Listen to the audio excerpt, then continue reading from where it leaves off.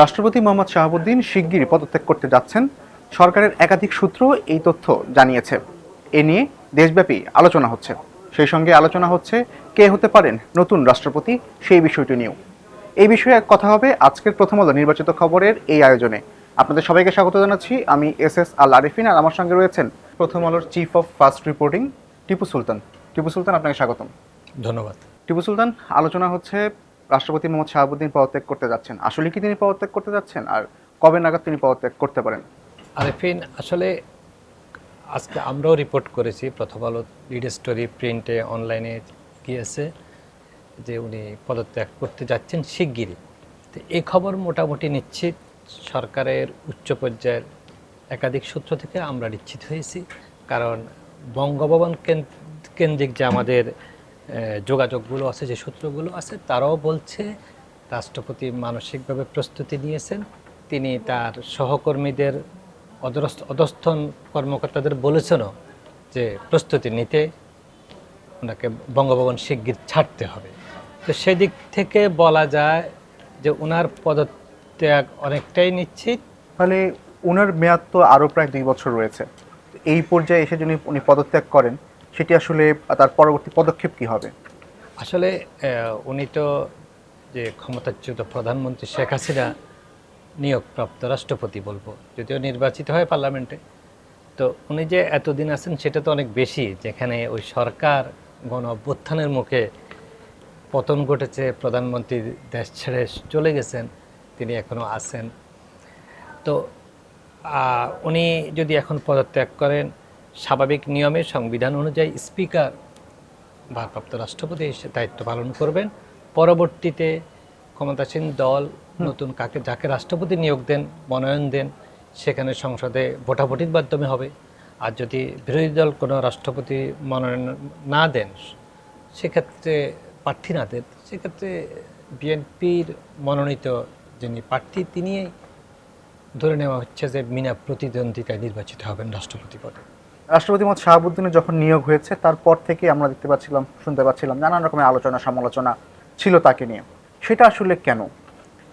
আসলে জনাব মোহাম্মদ শাহাবুদ্দিন, ওনাকে উনি নিজের শুরুতে লিখতেন শাহাবুদ্দিন সুপ্পু লিখতেন, পরবর্তী সুপ্পু শব্দটা বাদ গেছে।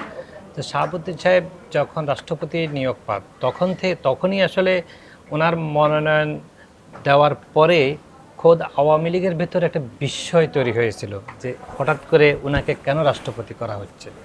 তো দেশবাসী একবার বিস্মিত হয়েছে তখন কারণ তিনি তখন ওই অবস্থায়, যখন উনি রাষ্ট্রপতি পদে উনি আওয়ামী লীগের মনোনয়ন পান, তখন উনি ছিলেন ইসলামী ব্যাংকের ভাইস প্রেসিডেন্ট।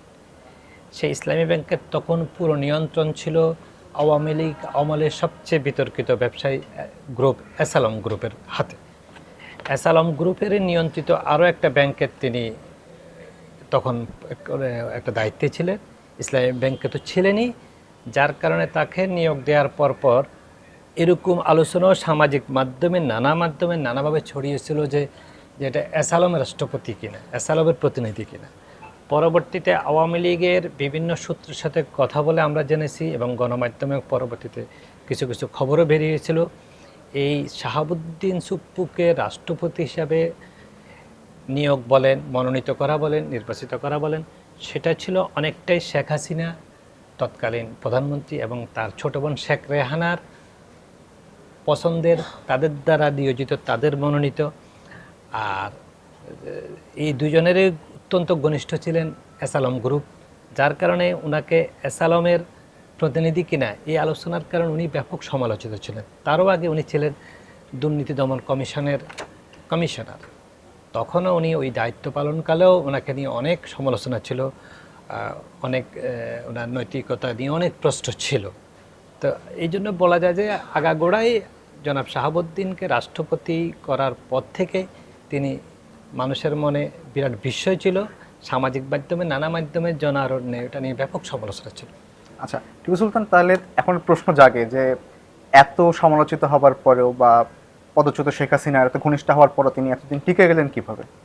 আসলে 2024 সালের 5 আগস্ট গণ অভ্যুত্থান পরবর্তী সময়ে পরবর্তীতে যে ছাত্ররা তারা যারা বৈষম্য বিরোধী ছাত্র আন্দোলনে যারা নেতৃত্ব দিয়েছিলেন তারা এবং জুলাই আন্দোলন কেন্দ্রিক অনেকগুলো সংগঠন ব্যক্তি গোষ্ঠী তার পদত্যাগ দাবি করেছিলেন, তা আসলে তার অপসারণ দাবি করেছিলেন।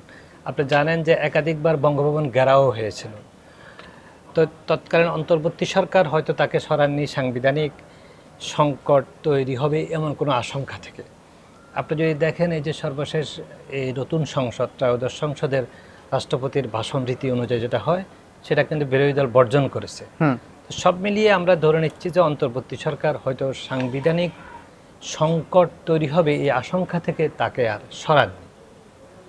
আচ্ছা, তো এই যে বিএনপি সরকার ক্ষমতা এসেছে প্রায় 5 মাস হয়ে গেছে, তো সরকার তো চাইলে তাহলে আরো আগে বা শুরুতেই এই রাষ্ট্রপতি পদে পরিবর্তন আনতে পারতেন।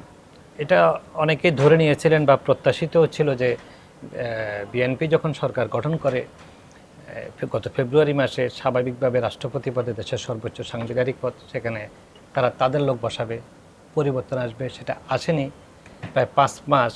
তো এটা ধরে নেওয়া যায় যে এটা একটা আরেকটা বিষয় যে এতদিন তাকে কেন রেখে দিলেন। আমরা বিভিন্ন মাধ্যম থেকে যতটা জেনেছি, প্রথমত বিএনপি এই পদে পরিবর্তন নিয়ে তড়িঘড়ি করতে চাননি। দ্বিতীয়ত রাষ্ট্রপতি শাহাবুদ্দিন বিএনপির শীর্ষ পর্যায়ের লোকদের কাছে কিছুদিন সময় চেয়েছিলেন। উনি ওনার চিকিৎসা বা বিভিন্ন ইস্যু আছে সেই বিষয়, সেই দিক থেকে কিছু সময় তাকে হয়তো দেওয়াও হয়েছে। আপনারা জানেন ইতিমধ্যে তিনি যুক্তরাজ্যে গিয়েছিলেন, সেখানে চিকিৎসার জন্য ফিরেও এসেছেন। তো এখন হয়তো বিএনপি এই সময়টাকে মোক্ষম সময় মনে করছে যে এ পদে পরিবর্তন আনার দরকার। আচ্ছা, তাহলে রাষ্ট্রপতি মোহাম্মদ শাহাবুদ্দিন যদি পদত্যাগ করেন তাহলে পরবর্তী বা নতুন রাষ্ট্রপতি কে হবে, এটা নিয়ে কি আলোচনা আছে? এটা নিয়ে তো অনেক আলোচনা, আসলে গত 5 মাস ধরেই আলোচনা রাষ্ট্রপতি কে হতে পারে। বিএনপি সরকার গঠনের পর থেকেই এই আলোচনাটা শুরু হয়। তখন বিএনপির একাধিক জ্যেষ্ঠ নেতার নাম আসে, খন্দকার মোশাররফ হোসেন, মঈন খান, এরকম অনেকের নাম আসে যে এরা হতে পারেন। নজরুল ইসলাম খানের নামও কেউ আলোচনা করেছিলেন। এর মধ্যে মাঝখানে সে আলোচনা হারিয়ে যায়, কারণ শাহাবুদ্দিন সুপ্পুকে কবে নাগাদ সরানো হতে পারে সেটা অনুমান করা যাচ্ছিল না, বিধায় আলোচনা হারিয়ে যায়। কিন্তু গত 1 সপ্তাহ 2 সপ্তাহ ধরে সে আলোচনাটা আবার সামনে আসে। তো এই ক্ষেত্রে এখন গত 2 দিন বা 3 দিন ধরে যে আলোচনাটা প্রকট, সেটা হচ্ছে একজন সচিব যিনি এই মুহূর্তে রাষ্ট্রের একটা গুরুত্বপূর্ণ দায়িত্বে আছেন, তার নামটা বেশি আলোচিত হচ্ছে।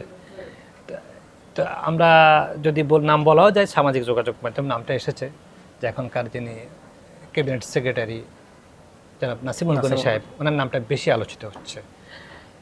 এর বাইরে বিএনপির যে সিনিয়র নেতাদের নাম আলোচনায় ছিল তাদের কারো কারোর সঙ্গে আমরা কথা বলেছি, ইতিমধ্যে আমাদের কলিগরা কথা বলেছেন, তাদের কাছে কোনো সিগন্যাল নেই। তো এই জন্য এখন পর্যন্ত আপনাকে বলতে পারেন নাসিমুল গনির নামটাই বেশি আলোচিত হচ্ছে। ধন্যবাদ টিপু সুলতান, আজকে আমরা এখানে শেষ করছি। আপনাকে ধন্যবাদ। দর্শক, আমরা তখন কথা বলছিলাম রাষ্ট্রপতি মোহাম্মদ শাহাবুদ্দিনের পদত্যাগের খবর এবং নতুন রাষ্ট্রপতি কে হতে পারেন সেই বিষয়টি নিয়ে। আমরা আপনাদের সামনে আবারও হাজির হব নতুন কোনো বিষয়ে কথা বলতে। সে পর্যন্ত ভালো থাকুন, সুস্থ থাকুন আর প্রথম আলোর সঙ্গে থাকুন।